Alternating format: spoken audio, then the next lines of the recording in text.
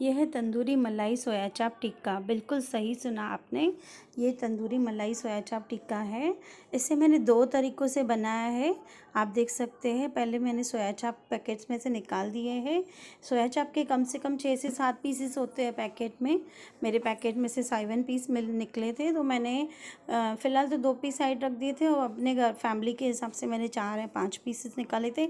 अब मैं इसको पहले ना डीप फ्राई कर दूँगी। डीप फ्राई करके उसके बाद है ना, मैं इसकी जो इंग्रेडिएंट्स है पड़ेंगे वो उसकी तैयारी करूँगी। पहले मैंने काजू की पेस्ट बना के रखी थी। काजू मैंने 10 से 15 लिए थे और उसको मैंने मीडियम गर्म पानी में सोक करके रखे थे 10 मिनट्स, और उसके बाद मैंने इसकी एक पेस्ट बना ली थी। ये काजू की पेस्ट रेडी है, आप देख सक रहे हैं। बहुत ही बढ़िया और स्मूथ बनती है, इसी की वजह से बहुत बढ़िया टेस्ट आती है।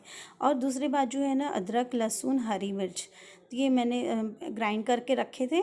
अब सोया चाप डीप फ्राई होने के बाद जब भी ठंडे हो जाए ना, तो मैंने इसमें से स्टिक्स निकाल के मैंने इसको छोटे छोटे टुकड़ों में इनको कट कर दिया है। कट करने के बाद अब इसकी मैरिनेशन की तैयारी करेंगे। मैंने 125 ग्राम मैंने दही लिया है, यानी आप 130 ग्राम के आसपास भी ले सकते हैं। उसमें 4 टेबलस्पून मैंने कॉर्नफ्लोर ऐड किया है, चाट मसाला, गरम मसाला, जीरा मसाला, ब्लैक पेपर और थोड़ा इसमें गार्लिक पाउडर भी ऐड किया हुआ है, सॉल्ट टू टेस्ट। ये सारे जो इलायची पाउडर, ये सारे मसाले मैंने इसमें ऐड किया है। अब मैंने इसमें अदरक, हरी लहसुन की जो पेस्ट ग्राइंड करके रखी थी वो, और काजू की पेस्ट इसमें ऐड करूँगी। काजू की पेस्ट मैंने सब पूरी नहीं इसमें डाली है, इसमें मैंने उस हिसाब से मेरी पेस्ट थोड़ी ज़्यादा बन गई थी, तो मैंने 4 टेबलस्पून ही डाले हैं। और जो सोया चाप हमने कट करके रखा है ना, वो भी इसमें डाल के ऊपर से मैं लेमन स्क्वीज़ कर दूँगी। लेमन मैंने हाफ़ ही डाला है। अब इन सारी चीज़ों को मिला के, थोड़ा कस्तूरी मेथी डालूँगी फिर, और इन सारी चीज़ों को मिला के मैं इनको अच्छे से मैरिनेट करूँगी। मैरिनेशन इस सोया चाप में बहुत ही इम्पॉर्टेंट है। ये मलाई सोया चाप की मैरिनेशन है फ्रेंड्स। एक टिप और भी है, ये सारी मैरिनेशन है ना, अफ़गानी सोया चाप में भी यही मैरिनेशन रहती है। अफ़गानी सोया चाप में क्या रहता है ना, काजू की लेवल थोड़ी ज़्यादा बढ़ाई जाती है। अब मैं इसके ऊपर है ना सरसों का तेल डाल रही हूँ, और इसे मैरिनेशन करने के बाद मैं इसमें कोयले का स्मोक दूंगी। ये बहुत इम्पोर्टेंट टिप है। कोयले के स्मोक की वजह से ही इसमें टिक्का का फ्लेवर आता है। इसे मैं कम से कम 5 से 10 मिनट तक रख दूंगी। कोयले का स्मोक देने के बाद 10 मिनट छोड़ देने के बाद अब मैं अलग से कढ़ाई में तेल और बटर गरम करके मैं ये सारे शैलो फ्राई कर दूंगी पीसेस। इसमें से कुछ पीसेस मैंने अलग करके रखे हैं, जो मैंने टिक्का का इस कढ़ाई में मुझे बनाना है ना, तो मैं उस हिसाब से मैंने उतने ही इस कढ़ाई में डाले हैं। ये मैंने थोड़े से निकाल के अलग कर दिए हैं, आप देख सकते हैं।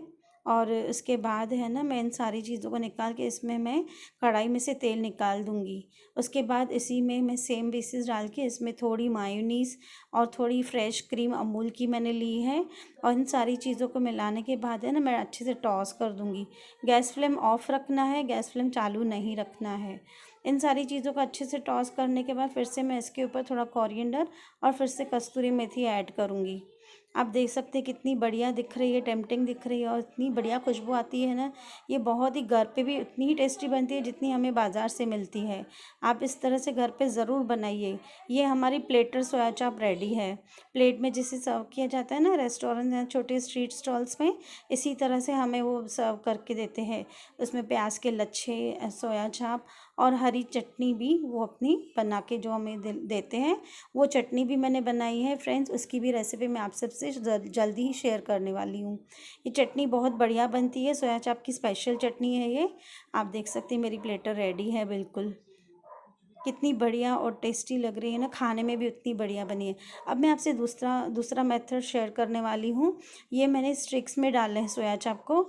सोया चाप की मैंने जो भी मैंने मैरिनेशन में लिए थे ना, उसमें से मैंने 60 to 65% मैंने स्टिक्स में ऐड किए। प्लेटर के हिसाब से मैंने उतना ही लिया था, और स्टिक्स में मैंने 4 पीसेस 5 पीसेस ऐड किए। ये मैंने कम से कम 6 स्टिक्स बना के रखी थी। अब मैं इनको पहले ना कढ़ाई में शैलो फ्राई हल्के से करने के बाद, इसके बाद मैं एक जाली में इनको निकाल दूंगी, जाली पे रख दूंगी। जाली पे मैं इनको अच्छे से गैस पे स्टोव पे इनको रोस्ट करूंगी। इनको ड्राई रोस्ट करना है। और ये हमारी सोया चाप इन स्टिक्स तंदूरी तरह से रेडी है। इनके ऊपर मैं बटर का बटर मैरिनेट करके इनको मैं गार्निश कर रही हूँ और ऊपर से चाट मसाला कर रही हूँ। आप चाहे तो इसमें मलाई भी डेकोरेट कर सकते हैं, मैंने वही किया है। और ये मेरी तंदूरी मलाई सोया चाप रेडी है। आप देख सकते हैं कितनी बढ़िया बनी है और खाने में भी बहुत टेस्टी बनी है। Thanks for watching.